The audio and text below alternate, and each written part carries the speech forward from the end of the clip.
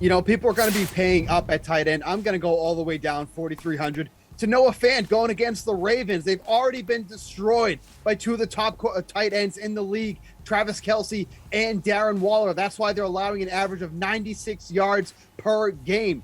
Fant doesn't get that type of volume, but he's still second on the team in targets behind Cortland Sutton with 17. So you're telling me that the guy who's second on the team in targets is only 4,300 against a team who's already been wrecked by this position twice already this season? Give me the Noah Fant at 4,300. No brainer. Pay down to this position so you can get up at some of those other top guys at running back and wide receiver. Pierce, you got a no brainer at tight end?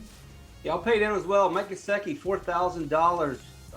8 targets against Buffalo by Brissett. The next week he got 12 targets from Brissett. Seems like Brissett likes to target his tight ends a lot. Well, I looked it up. In 2017, he targeted Jack Doyle 107 times, one fewer than T.Y. Hilton. And then again in 2019, when Jacoby Brissett was playing full-time, the combo of Ebron and Doyle got 124 targets. All Brissett does is throw to his tight end. You're going to get double-digit targets in this game.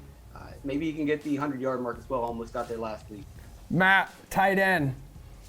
So I partially agree with Steve that people are going to pay up for tight end. I think Travis Kelce for sure stands out as an option people are going to want to spend their salary on. But I think after Kelce, people will pay down for the next tier tight ends like Noah Fant, and then probably more popular option, Tyler Higbee, who had a touchdown last week, part of that Rams stack that I think could be the top one that people go to. So I think somewhere in that mid-tier is where tight ends get overlooked. And TJ Hockenson is coming off a really weak game against the Ravens, where I think that they just made him the focal point of the Lions offense, and they just kind of took him out of the game. I don't think the Bears can do that, and I just think Hockenson is a good enough player, and the Lions have just so little else to throw to that he should do fine. Like, I don't think there's anything wrong with him because he didn't do well against Baltimore. I think these things just happen. Darren Waller had a dud a couple weeks ago.